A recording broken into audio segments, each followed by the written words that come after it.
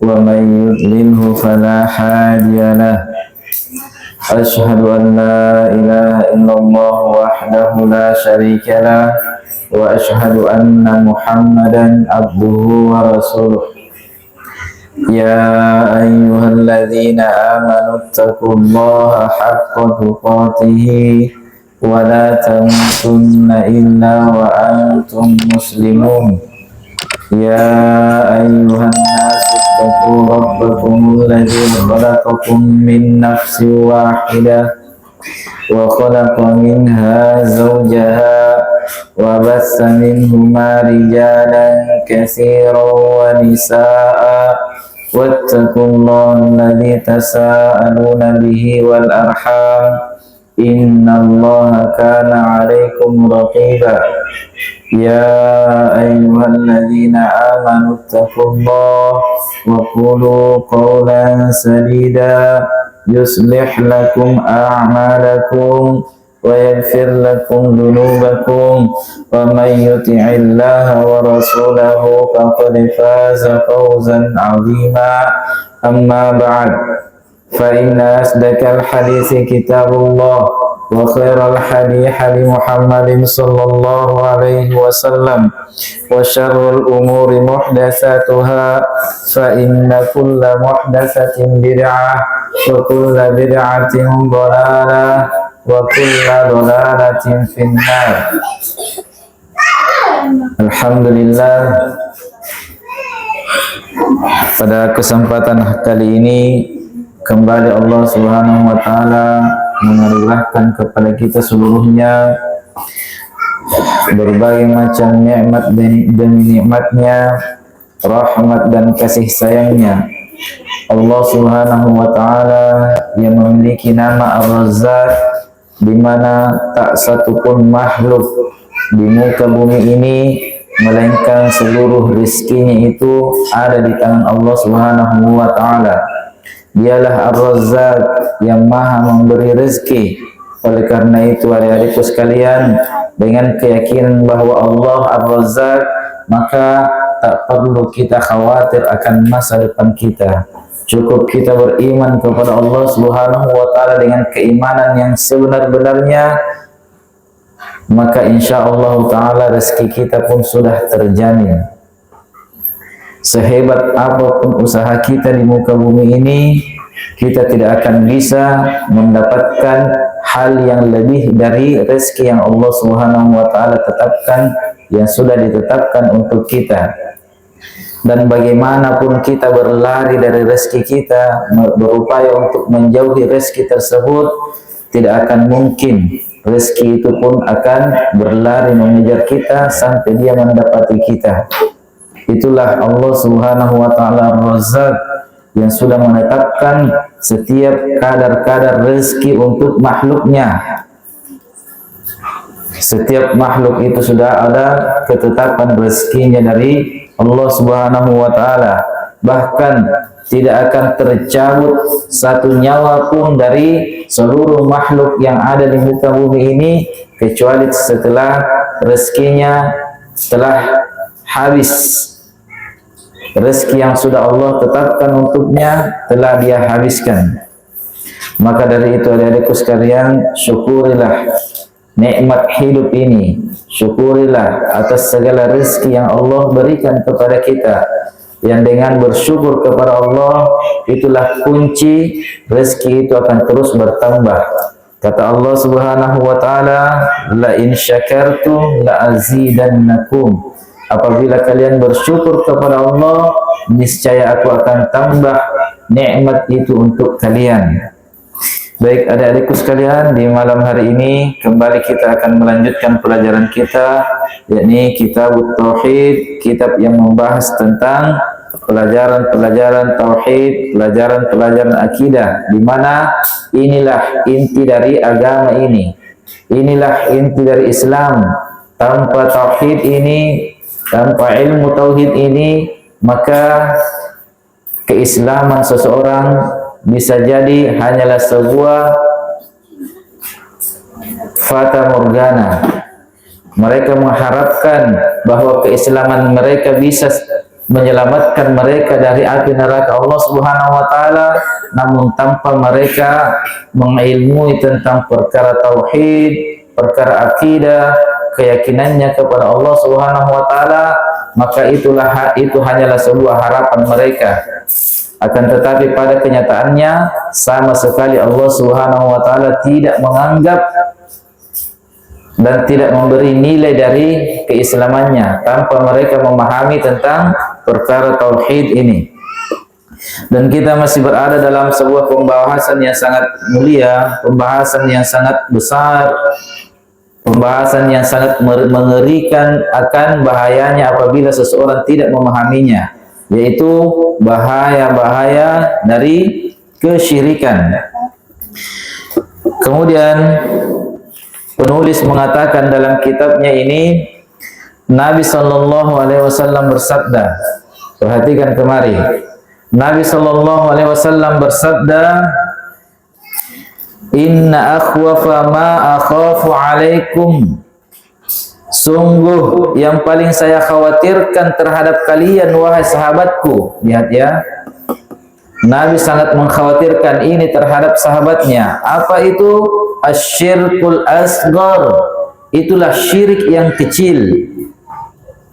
Qalu, berkata para sahabat, ya Rasulullah, wa masyirkul asghar, apakah itu syirik asghar, syirik kecil wahai Rasulullah? Qala, berkata Nabi sallallahu alaihi wasallam, ar-riya, itulah riya. Yaqulullahu ta'ala yaumal qiyamah, Allah Subhanahu wa taala akan berkata nanti pada hari kiamat, akan berfirman, idza jaza bi a'malihim, apabila dia telah memberikan balasan pahala-pahala manusia ketika itu di hari kiamat. Idhabu, kata Allah, idhabu, pergilah kalian, ilal ladzina kuntum turauna, kepada siapa yang kalian berbuat riya kepadanya, bi a'malikum fid dunya, ketika kalian hidup di dunia. Fandur, maka lihatlah, hal tajiduna indahum jaza, maka lihatlah apakah mereka bisa memberikan pahala atas amalan kalian. Lihatlah hadis Nabi SAW yang sangat mulia ini menceritakan tentang akan hinanya nanti orang-orang yang berbuat riya dalam kehidupan dunianya. Walaupun dia beramal dengan amalan yang hebat, walaupun amalannya adalah amalan yang paling mulia dalam Islam, bahkan jihad sekalipun, apabila dia tidak menyertainya dengan keikhlasan, apabila dia melakukan riya padanya, maka sungguh Allah Subhanahu wa taala nanti di hari kiamat akan menghinakannya. Allah usir, kata Allah Subhanahu wa taala, idhabu, pergi kalian ilal ladzina kuntum turauna, kepada manusia yang kalian harapkan pujiannya sewaktu kalian beramal di dunia. Fandur, maka lihatlah apakah mereka mampu memberi kalian balasan dari amalan kalian. Lihatlah apakah mereka itu mampu menyelamatkan kalian dari neraka Allah. Lihatlah apakah mereka itu mampu memasukkan kalian ke dalam surga Allah. Mereka-mereka yang senantiasa berbuat riya dalam kehidupannya, dalam setiap amalannya, Allah akan hinakan nanti di hari kiamat, dan Allah Subhanahu wa taala akan musnahkan seluruh pahalanya. Tidak ada pahala yang akan dia raih. Baik adik-adikku sekalian, mari kita berupaya untuk menggali kedalaman ilmu yang terkandung dalam hadis Nabi sallallahu alaihi wasallam yang mulia ini. Nabi sallallahu alaihi wasallam berkata, inna akhwafa ma akhafu alaikum, sungguh perkara yang paling saya khawatirkan, yang paling saya takutkan terhadap kalian wahai sahabatku. Lihatlah, dalam hadis ini menunjukkan besarnya kasih sayang Nabi sallallahu alaihi wasallam terhadap umatnya ini. di mana Nabi Shallallahu Alaihi Wasallam tidaklah meninggalkan satu perkara kebaikan pun, melainkan Nabi ingatkan kepada umatnya, Nabi perintahkan kepada umatnya agar mereka menjalankan kebenaran itu, kebaikan itu, dan tidak pula Nabi Shallallahu Alaihi Wasallam mengetahui bahwa perkara itu kejelekan untuk umatnya, melainkan Nabi Shallallahu Alaihi Wasallam segera peringati umatnya ini agar dia menghindari kejelekan tersebut. Ini merupakan besarnya kasih sayang Allah, kasih sayang Nabi Shallallahu Alaihi Wasallam terhadap kita seluruhnya, adik-adikku sekalian, terhadap umatnya. Dan Nabi Shallallahu Alaihi Wasallam ingatkan, ya, tidak ada yang saya paling khawatirkan terhadap kalian wahai sahabatku, ditujukan kepada sahabat Nabi, dan ini juga berlaku untuk seluruh umatnya Nabi. Lihat adik-adikku sekalian, karena besarnya perkara ini, mengerikannya perkara ini, Nabi sampaikan kepada para sahabat. Sahabat pun diingatkan akan perkara ini. Sahabat pun diperingati akan besarnya perkara ini. Kemudian Nabi Shallallahu Alaihi Wasallam katakan, asyirkul asghar, yaitu syirik kecil. Adik-adikku sekalian, ketahuilah, Nabi Shallallahu Alaihi Wasallam itu telah mendidik sahabatnya, telah membimbing 10 tahun, membimbing akidah mereka, tauhid mereka, dibimbing oleh Nabi. Nabi sama sekali tidak khawatir sahabat itu akan melakukan syirik besar, syirik akbar. Nabi tidak mengkhawatirkan bahwasanya sahabat itu akan menyembah lagi terhadap patung. Nabi tidak takut kalau sahabat itu akan menyembah selain Allah dengan sesembahan, dengan cara syirik akbar. Nabi tidak takut itu, karena Nabi yakin betul sahabatnya akan jauh terhindar dari syirik akbar itu. Sudah dididik oleh Nabi, sudah dipahamkan oleh Nabi, sudah digembleng oleh Nabi, sehingga Nabi yakin betul sahabatnya tidak mungkin akan melakukan perkara syirik akbar. Namun Nabi Shallallahu Alaihi Wasallam tetap khawatirkan mereka, jangan sampai mereka jatuh terhadap perkara syirik asghar ini, menunjukkan bahaya besar pada perbuatan syirik kecil ini, di mana para sahabat pun tidak selamat dari perkara ini, sehingga Nabi dengan tegas mengingatkan para sahabat, innama akhafu, inna akhwafa ma akhafu alaikum asyirkul asghar. Sungguh yang paling saya khawatirkan menimpa kalian wahai sahabatku adalah syirik kecil. Menunjukkan para sahabat pun tidak selamat dari perkara ini. Menunjukkan perkara ini betul-betul harus kita berhati-hati padanya, agar supaya kita betul-betul bisa terhindar dari syirik kecil ini. Karena ketahuilah adik-adikku sekalian, sekecil-kecilnya dosa syirik, sekecil-kecilnya dosa syirik, maka kadarnya lebih besar daripada dosa-dosa besar. Bahayanya lebih berbahaya daripada dosa-dosa besar yang lainnya. Dosa mencuri, dosa berzina, dosa merampok, dosa riba, seluruh dosa-dosa besar kalah sama dosa syirik ini, walaupun dosa syirik yang terkecil. Maka Nabi Shallallahu Alaihi Wasallam, adik-adik sekalian, senantiasa mewanti-wanti sahabatnya, mengingatkan sahabatnya, jangan sampai kalian wahai sahabatku jatuh pada perkara ini, dosa syirik ini, walaupun syirik yang terkecil. Apatah lagi kita dari sekalian yang keimanan kita masih seperti kulit air, masih seperti kulit air, sangat tipis keimanan kita. Maka butuh kita ini lebih butuh berhati-hati lagi, lebih butuh berilmu tentang perkara ini, tentang perkara syirik asghar ini. Nabi sangat khawatirkan sahabatnya, di mana sahabat itu langsung digembleng oleh Nabi, dididik oleh Nabi. Tapi tetap Nabi khawatirkan sahabatnya akan tertimpa ini. Kemudian para sahabat pun bertanya, lihatlah sahabat Nabi, betul-betul generasi terbaik. Segera dia mempertanyakan ilmu yang masih mengambang. Kan Nabi di sini belum menjelaskan apa itu syirik asghar. Segera Nabi bertanya. Berkata para sahabat, ya Rasulullah, wahai Rasulullah, wa masyirkul asghar, dan apa itu syirik kecil ya Rasulullah? Segera ditanyakan kepada Nabi ilmu, sesuatu yang masih samar-samar bagi mereka. Mereka belum tahu apa itu syirik kecil, segera ditanyakan. Itulah sifat para sahabat, senantiasa rakus dengan ilmu, senantiasa mencari ilmu supaya jelas perkara itu bagi mereka. Segera ditanyakan, apa itu syirik kecil ya Rasulullah? Qala, maka Nabi SAW pun berkata, ar-riya, itulah riya. Jadi riya ini adalah syirik kecil. Nabi sendiri yang langsung mengatakan syirik kecil ar-riya, asyirkul asghar ar-riya.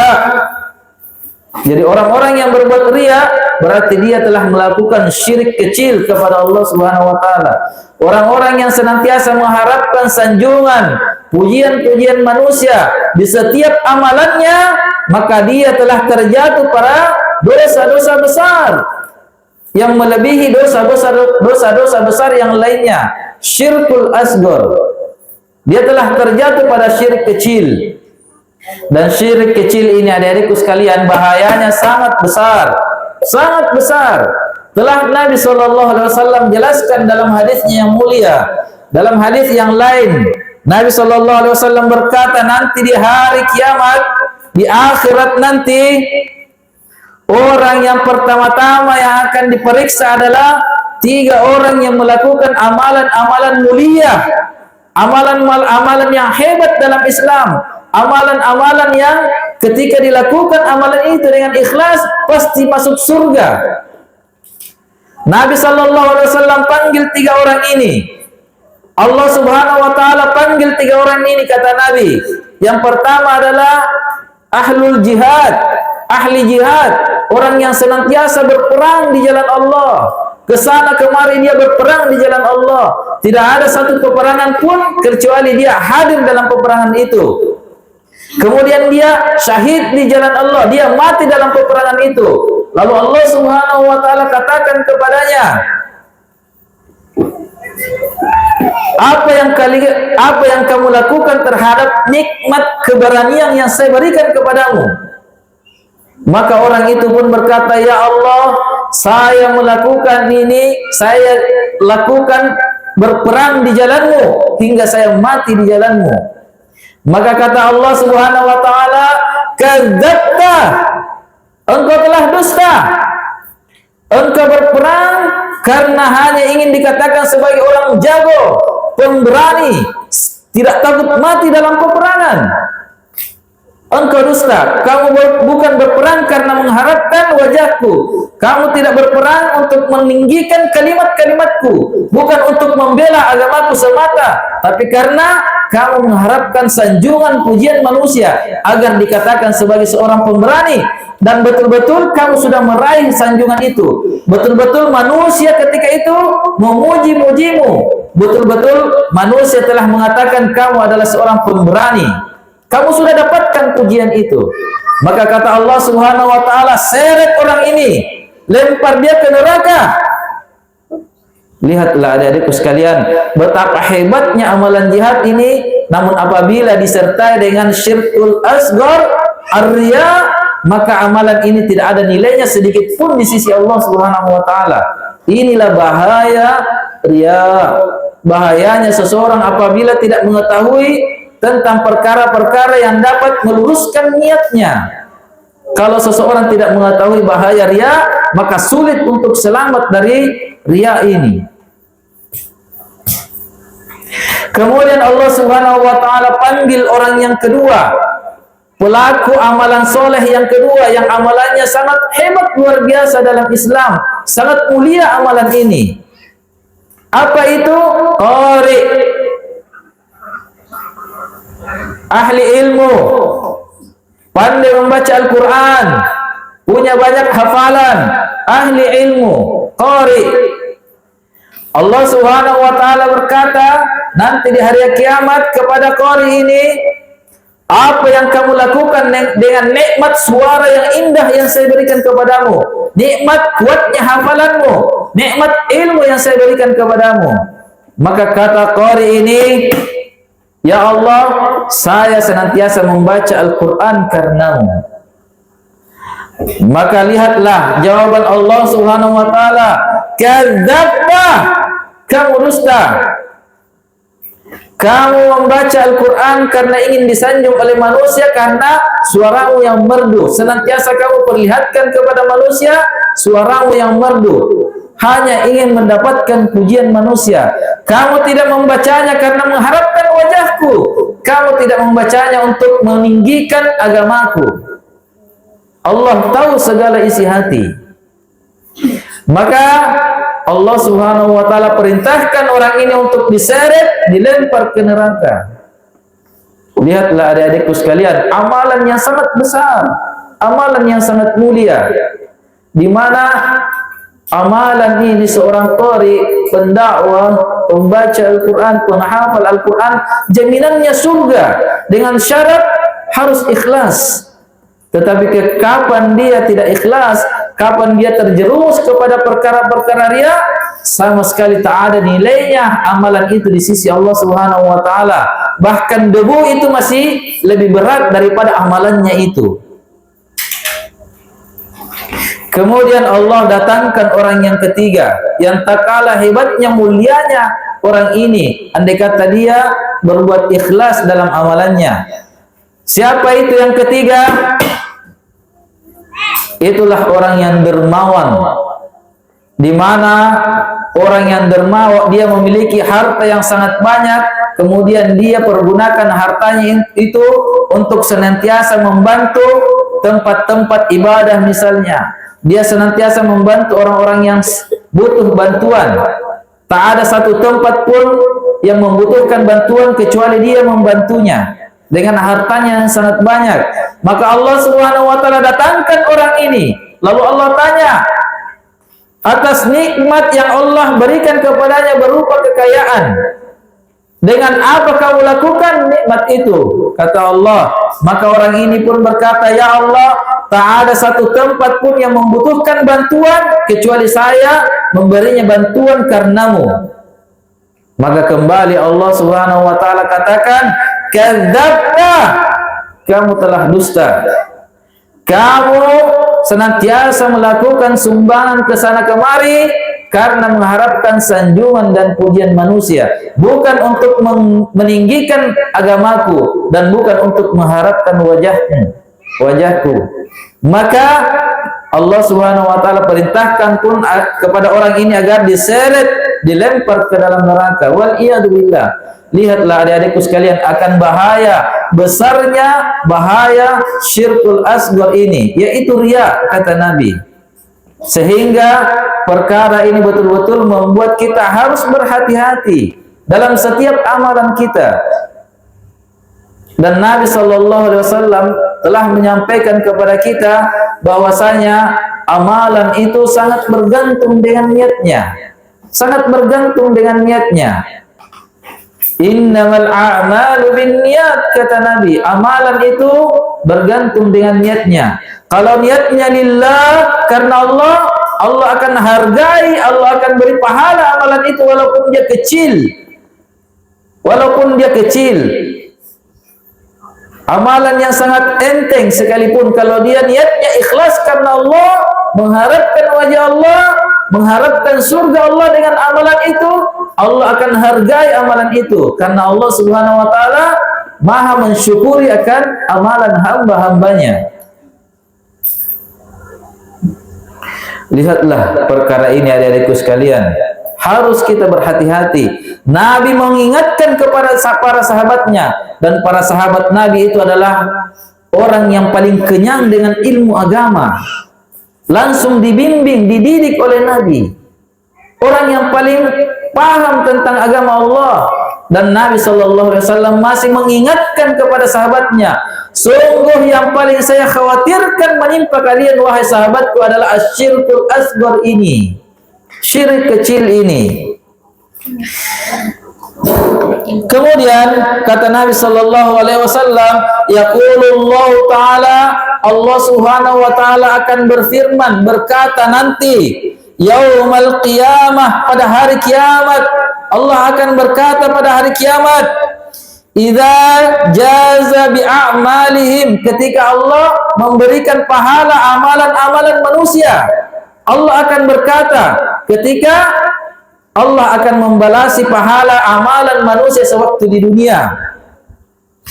Idhabu, pergi kalian. Allah usir. Siapa yang diusir?